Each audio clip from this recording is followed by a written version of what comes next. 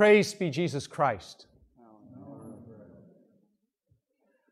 Before I deliver my sermon for this evening's Mass, I just want to take a moment to thank all of those, because this will be the opportunity I get, to thank all of those who have worked so hard for both this Gregorian chant conference here within the Archdiocese of Portland at this beautiful and wonderful Byzantine monastery, the hospitality of the monks here. We thank you very much. And for all of those who put in endless hours preparing for this holy sacrifice of the Mass. As you can see, the Mass in this form, especially in the pontifical form, takes a great deal of work and involves a great amount of detail. And so I greatly appreciate, and I want to publicly thank all of those who have worked so hard to make this possible. A house divided against itself cannot stand. These words of our blessed Lord from the Gospel remind us that unity in mission is essential to the work that He has given us to do in the church. In sort of a negative way, He makes that point. Jesus is accused of expelling demons by the power of Satan himself. He is accused that it is by the power of Beelzebub that he casts out demons. And Jesus rightly points out, how can this be? A house divided against itself cannot stand. If it is by Satan that I drive out demons, his kingdom cannot stand. It's contradictory. It would be contradictory to the work of Satan in the world to destroy us, to be divided in such a way. But I think we can see clearly also the flip side of that. That in the good work that our blessed Lord has given us to do, in the mission that Jesus has entrusted to His church, we must similarly not be divided. We must be one. We must be united in the mission that our Lord has given us. Because a house divided against itself cannot stand. And Satan knows this. Satan has known this from the beginning, that if he can work his way in to create division among us, then he accomplishes his purpose, which is to attack the church and to destroy the church, and especially to attack the children of God, the disciples of our blessed Lord. That's his mission. Make no mistake about it. And it's not just me talking. Our Holy Father, Pope Francis, has spoken more about the activity and the deceptions and the temptations of Satan than any Holy Father, certainly in my lifetime, that I can recall. This is his mission. He has one desire, and that is to destroy us.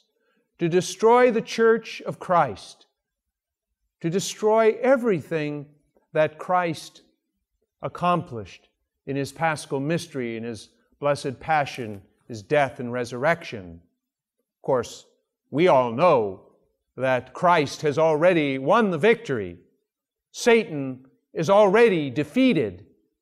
But until our Lord comes again in glory at the end of time, this battle will wage on.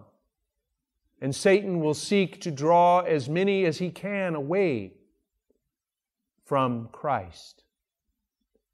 And to combat this, then, we need the very unity that Christ really has prayed for. As I said, Satan knows this trick. It's the deception, the lie that he has perpetrated from the beginning. In the garden, he created division. When our first parents committed that sin of disobedience to the will of God, seeking to be like God, seeking to have knowledge of good and evil like God, look at the deception of the evil one. He tells a lie. He begins by saying, "Is it true that God has told you that you may not eat of any of the trees in the garden?" Of course, he knows it's a lie. Eve responds, "Oh, no, we may eat of all the trees. It's just that tree, the tree of the knowledge of good and evil, that we are forbidden to eat from. Because if we do, we will die." Satan's lies. "Oh, that's not true. That's not true. God knows that as soon as you eat of that tree, you will be just like Him, knowing good and evil." And the temptation is too strong, and our first parents give in. But then we see when God comes to find out where Adam and Eve are, as He walked about the garden in the cool of the evening, they had hid themselves. So He called to them, "Where are you? We heard you in the garden, and so we hid ourselves." The first division. That friendship between God and our first parents has been deeply wounded. And now Adam and Eve are afraid of God, and the division has begun. Satan has managed to divide Adam and Eve from their Creator. And so God says, "Who told you you were naked? You have eaten then of the tree of which I had forbidden you to eat." Notice the next division.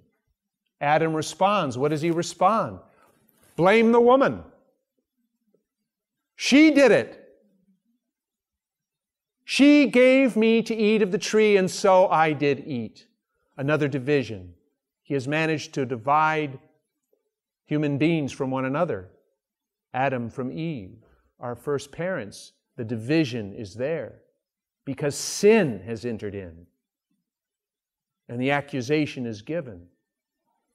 And then, when God metes out His punishment to Adam and Eve, now man is alienated from the earth, from the garden, from the creation that God had given, from the beautiful paradise that He had created for all of His creatures, but especially for those created in His own image and likeness. They will now be banished from Eden, and they will toil now in the earth, and it will be a hardship for them, and man is now alienated from creation itself.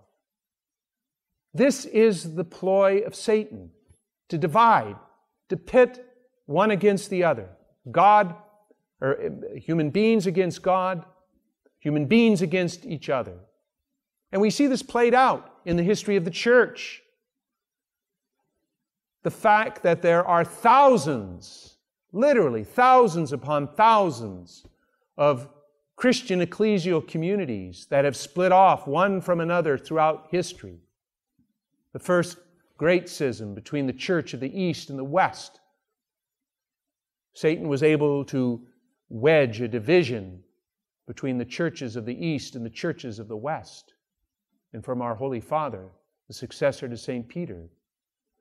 And then we had the Protestant revolt and the alienation in Luther's movement, and what happened in England with King Henry VIII. Division, splitting off, pitting one against the other, destroying, breaking down. And our witness is not as effective because we are split and divided in so many ways. And the more the division happens, the more there are spin-offs of one from another, the farther and farther they get away from the heart of the gospel and the church founded by Christ. This is the work of the evil one to divide us and to seek to conquer us. Of course, we know that Jesus gave to His church, in the person of the successor to St. Peter and Peter himself, the keys of the kingdom. And He told Peter, when He gave those keys to him, that the gates of hell would not prevail against His church. We know in the end, Christ will conquer.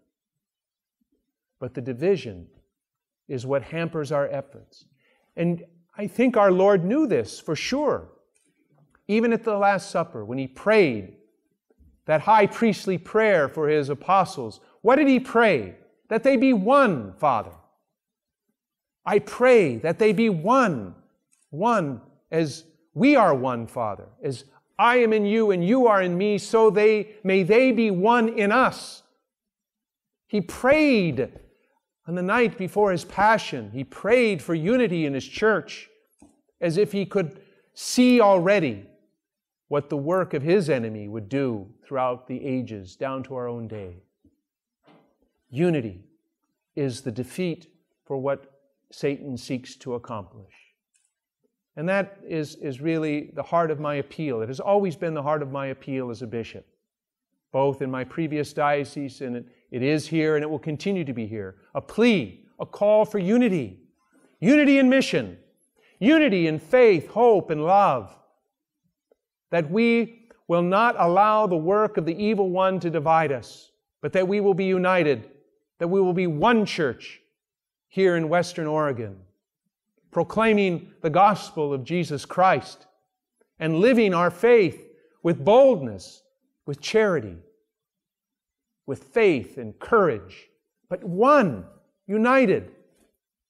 When there are divisions among us, when we point fingers at one another, when we put each other into different camps, if you will, Satan dances in hell because he knows he is accomplishing his work among us. Unity in the body of Christ is what is needed to really accomplish what the Lord gave us to do. Think about it. There are some 424,000 Catholics in the Archdiocese of Portland. Think what would happen if even a quarter of them, fully united, one in Christ, united with their shepherds. Think what we could do in Western Oregon. On fire, united, ignited by the Holy Spirit. We would change the face of Western Oregon, bringing the gospel of our Lord, the gospel of mercy, the gospel of salvation to all people. It would change the world. But as long as we allow division among us, we fail. We fail to accomplish what Jesus prayed for us, that we be one in the mission. This sometimes happens sadly with regard to the sacred liturgy. This form of the Mass, sadly for some, has become a source of division.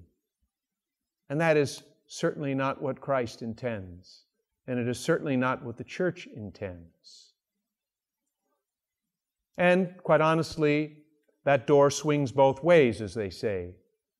There are those that the mere mention of the extraordinary form of the Mass, this great gift of the history of the Church and a great gift given to us in our own day by our Holy Father, Pope Emeritus, Pope Benedict, in his motu proprio, Summorum Pontificum.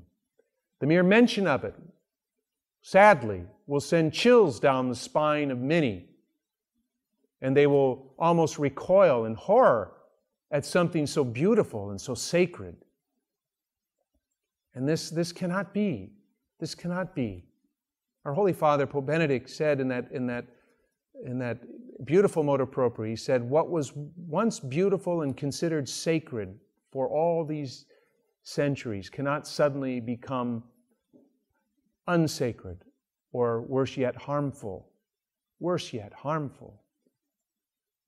But we must also look deep into our own hearts. And we must examine our own hearts and make sure that we are not also divisive in our own adherence and attachment to this form of the Holy Mass, and to sort of criticize or look down upon our brothers and sisters who maybe don't appreciate this form as much as we do, or to say in some way that the ordinary form of the Mass is somehow not valid or isn't quite right.